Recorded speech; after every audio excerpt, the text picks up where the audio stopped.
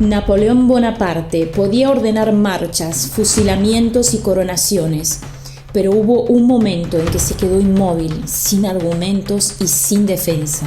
No fue frente a un general enemigo, sino frente a una voz, la de Giuseppina Grassini,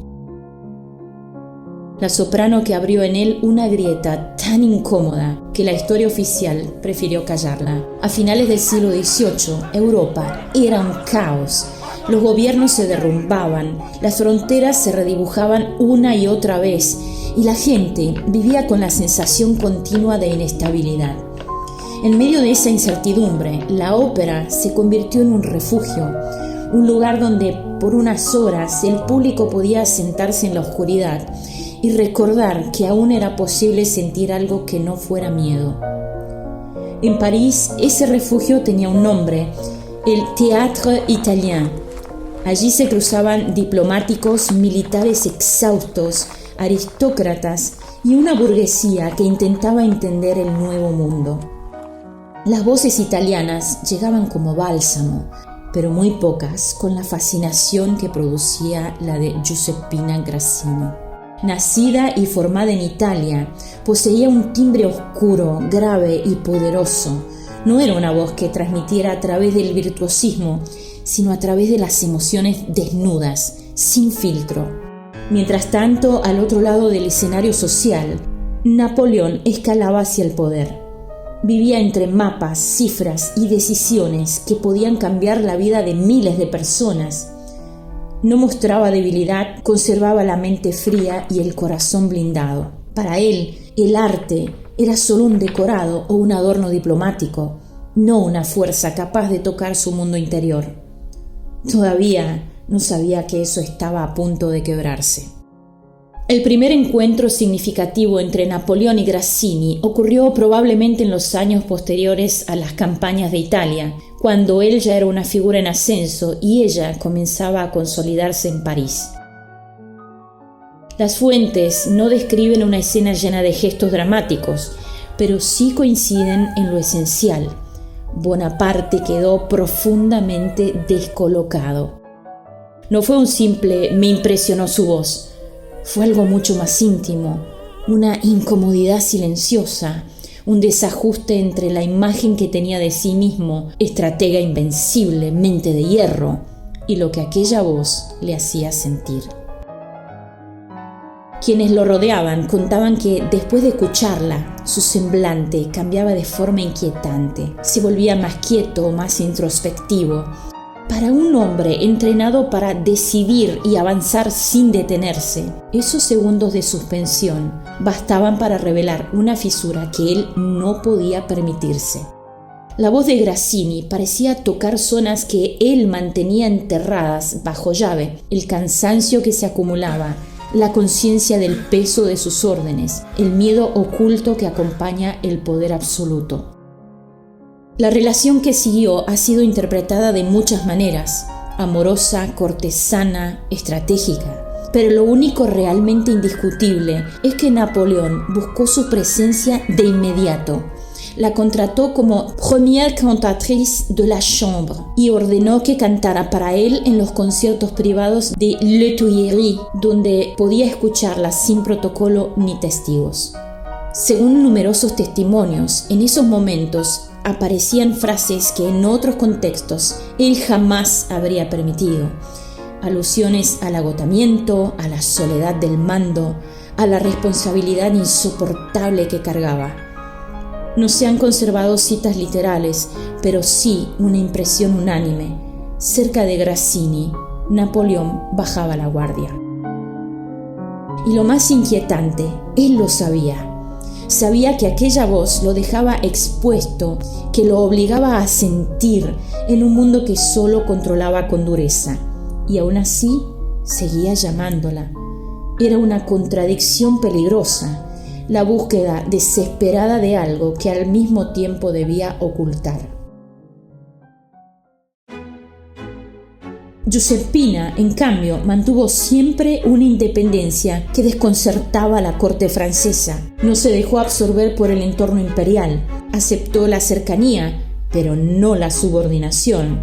Conservó su carrera, sus tiempos, sus desplazamientos y su círculo profesional. No parecía interesada en convertirse en pieza fija de un sistema que exigía obediencia. Y esa postura, tan poco común en quienes entraban en la órbita del poder, intrigaba totalmente a Napoleón. La tensión con Joséphine surgió precisamente ahí, no como rivalidad sentimental, sino como amenaza emocional. Grassini no reclamaba un lugar ni pedía audiencia, pero obtenía algo que nadie más conseguía, que Napoleón se mostrara humano. Para una esposa que también navegaba en un mar de intereses, alianzas y protocolos, esa influencia era demasiado inquietante. En los salones, esa dinámica se percibía con claridad por quienes sabían observar. No había escándalos impresos en la prensa, pero sí comentarios discretos que corrían de boca en boca. Que el emperador parecía distinto después de verla, que la escuchaba con una atención reservada a muy pocas personas y que en su presencia la coraza del mando se aflojaba. Para un hombre que había construido su poder sobre la impenetrabilidad, ese cambio era suficiente para alarmar a todo su entorno político. En una Francia que intentaba proyectar estabilidad a toda costa, aquella grieta emocional no podía hacerse visible. El régimen necesitaba conservar a un Napoleón imperturbable, un líder que no titubeara ni frente a aliados ni frente a enemigos. Admitir que una voz podía conmoverlo hasta desordenar su interior era admitir una fragilidad incompatible con la leyenda que estaban construyendo. Era solo cuestión de tiempo que Grassini incomodara al entorno imperial. La respuesta no fue pública ni dramática, fue una maniobra silenciosa. Le redujeron compromisos, recortaron invitaciones y le ofrecieron destinos prestigiosos en el exterior. Todo acomodado para que su partida pareciera una transición natural. Y ella aceptó, sin escenas, sin reproches ni cartas destinadas a la posteridad. Solo una artista recogiendo sus partituras, guardando sus vestidos y dejando atrás un lugar donde nunca pidió permanecer. París siguió su curso. El teatro llenó su vacío con otros nombres, pero para Napoleón, aquella salida silenciosa marcó un tipo de derrota que no podía discutir en ningún consejo militar. No lo había vencido un enemigo, simplemente perdió acceso a la única presencia que lo conectaba con emociones que él prefería mantener a distancia.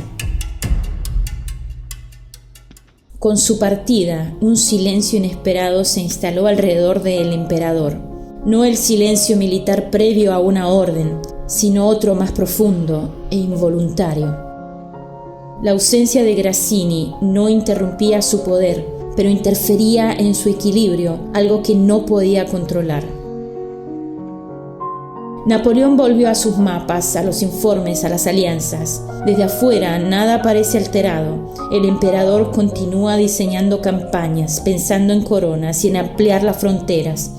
Pero dentro de él quedaba una marca que no puede figurar en ningún parte militar. La experiencia de haberse encontrado con algo que no podía dominar ni convertir en instrumento público.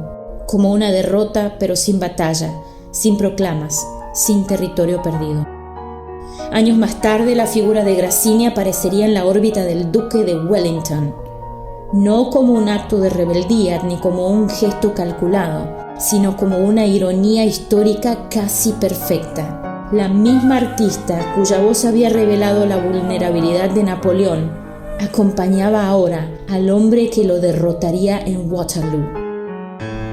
El eco es inevitable. Primero lo volvió humano, después terminó cerca del vencedor militar, como si la historia se empeñara en recordarle que hay derrotas que no aparecen en los mapas y que resultan muy dolorosas. Entre Giuseppina Grassini y Napoleón no hubo un romance de novela, sino un verdadero límite. El límite de lo que el poder puede controlar y de lo que el arte puede desencadenar. Una grieta emocional sin titulares, pero lo bastante profunda como para mostrar que incluso el hombre que reordenó Europa fue vulnerado antes que por un ejército, por una voz. Porque cada historia guarda un secreto y la próxima los va a sorprender. Nos vemos el jueves, que estén muy bien.